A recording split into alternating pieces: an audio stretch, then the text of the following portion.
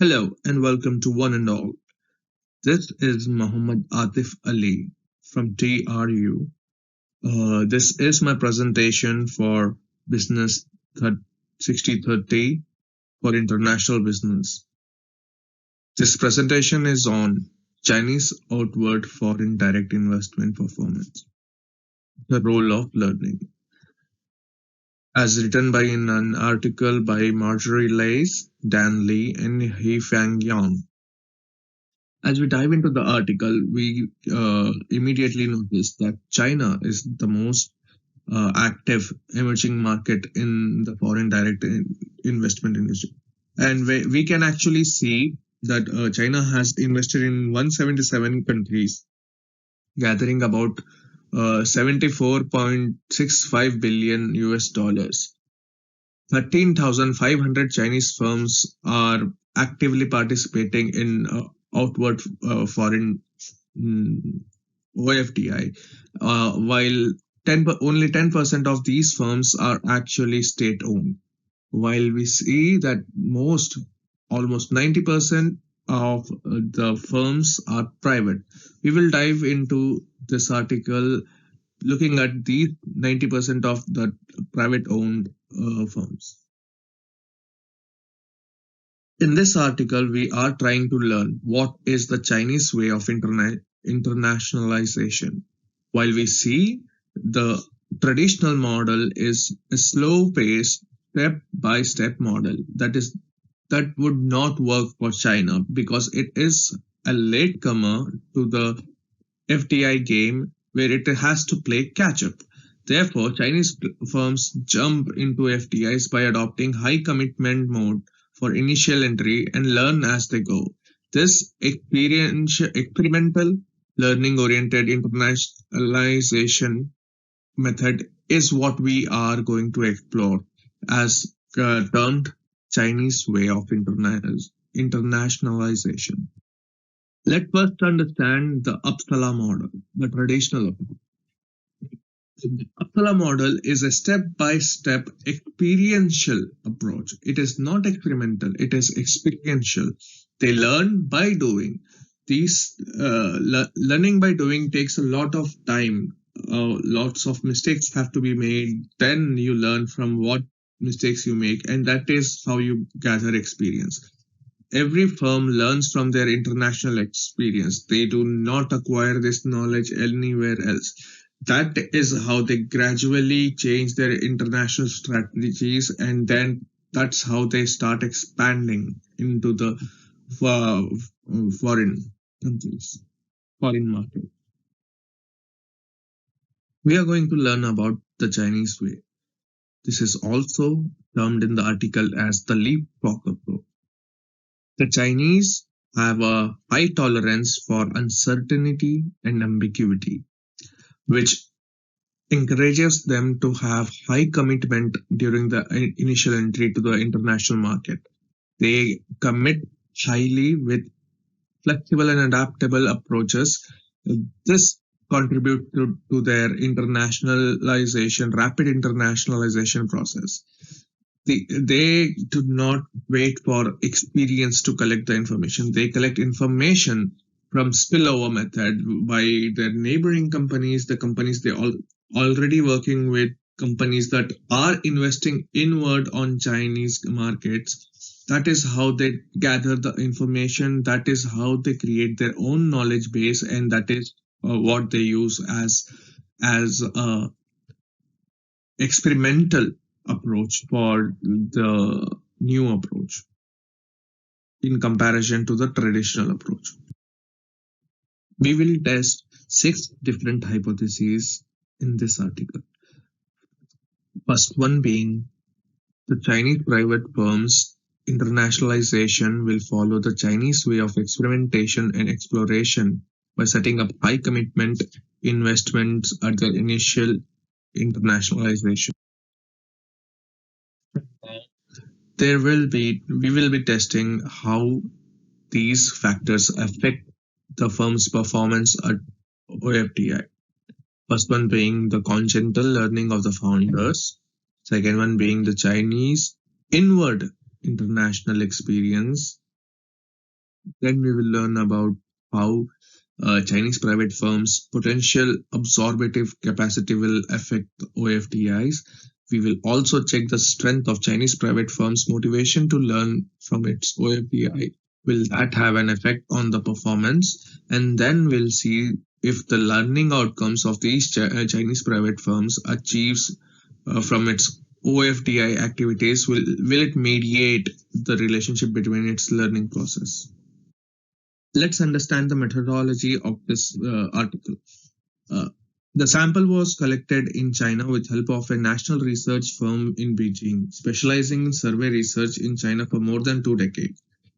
They have used a snowball technique to identify firms, assuming that the firm that conducted OFDI may also know other firms that have done so. This technique was necessary because complete list of Chinese private firms that have invested abroad are unavailable.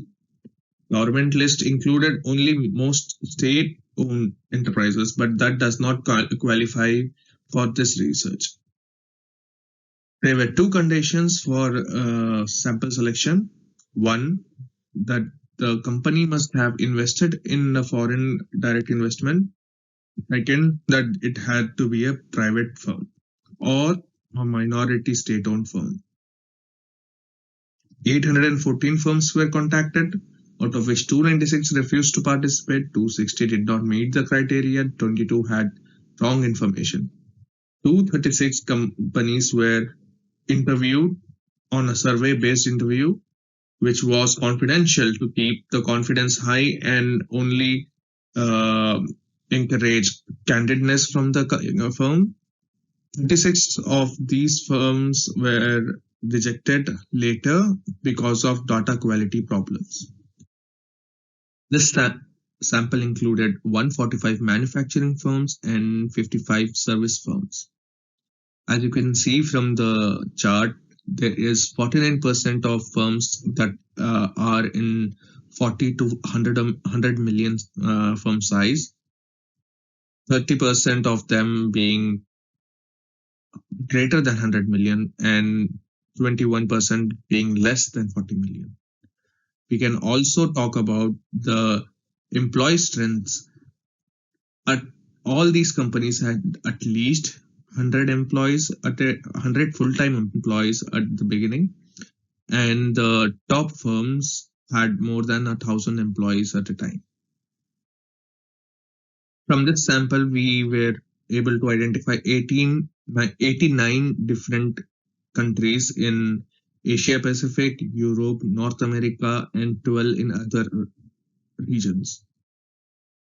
But the questions that were asked in the survey were limited to the host country and the most important country they are dealing with to avoid any potential confounding effects that have from multiple countries. Further, moving on to the results, common method variance and construct validity were tested using Herman's one-factor test. The results suggested common method bias is not significant threat in this data collected for this study.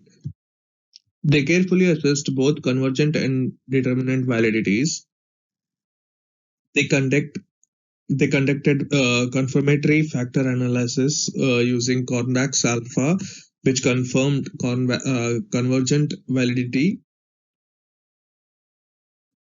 And then to demonstrate discriminant validity, they ran chi-square different tests for all constructs in pairs to determine whether the restricted model with a fixed correlation at one performs significantly different than the other model. These results demonstrate the discriminant validity for all the selected factors, therefore confirming all 6 hypotheses to be true. The objective of this study was to explore the effects of organizational learning on the performance of Chinese private firms, OFDI. Our empirical study confirms that the international experience, potential absorptive capacity, learning outcomes, and motivation to learn as important antecedents of FDI performance. The results also suggest that the firm's international experience through interaction with foreign firms in their home market did not contribute to the international learning nor to the FDI's performance. The result further reveals that the 50% of the firms in the sample entered the foreign market by Uppsala method, but it also suggests that the Chinese way of making it up as you go dominates at least half of the OFDIs all over China. In conclusion, we can say when compared to FDI, inward FDI, that is, firms in China have undertaken relatively little OFDI, although the situation might change, considering that China is rapidly developing. Chinese firms may also change their outward strategy as they gain more experience and understand the market better. But most of these Chinese firms are disadvantaged because they lack past direct experience in entering foreign market and facing competition abroad. Although Chinese companies acquire experience through forming alliances and partnerships, learning capabilities, overall motivation, learning outcomes are considered more important factors in Chinese firms having better performing OFDIs. Instead of the step-by-step experiential learning making high commitment at entry, experimentation, quick assimilation and utilization of new knowledge seems to be the part of the Chinese way of internationalization of Chinese private firms and appears to be critical to their success abroad. Finally, let's discuss how we can use this information from the presentation, from the article, in the sense of Canadian economy. How can we use the Chinese way in Canada? Canada, being a fairly new country, is also considered a latecomer in the FDI game.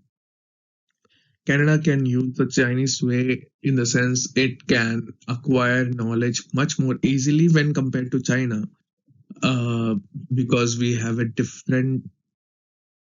so many different communities living in Canada. We have people from India, Pakistan, so many parts of Asia. We have Africa. We have different parts of Africa. We have Europe. We have so many countries from Europe. Uh, we have so many people from South America, Australia, and parts of North America. This contributes to vast already available knowledge in Canada. We have so much untapped potential living in Canada itself. So once we start tapping into their experiences, their understanding of the market, when we research about a country's target market, we can have experts already living in Canada from those countries. So this will give Canadian economy a easy start for understanding and acquiring knowledge. The leapfrog approach, when compared to a company starting up small in a different country, Canada can actually take the leap and start in a country where you already have experts from those country in living in Canada. With large influx of immigrant settlers from foreign experience can be acquired with a little bit more ease when compared to China. With this information, with this, I would like to conclude my presentation. I would like to thank my professor Salman for giving me this opportunity. I would like to thank all my classmates for bearing with me, and hope you learned something. I hope this helped someone understand the Chinese way. Uh, and would also like to apologize for mispronouncing some words and mumbling here and there. I'm so thankful to everyone. I'll see you all in class. Thank you so much.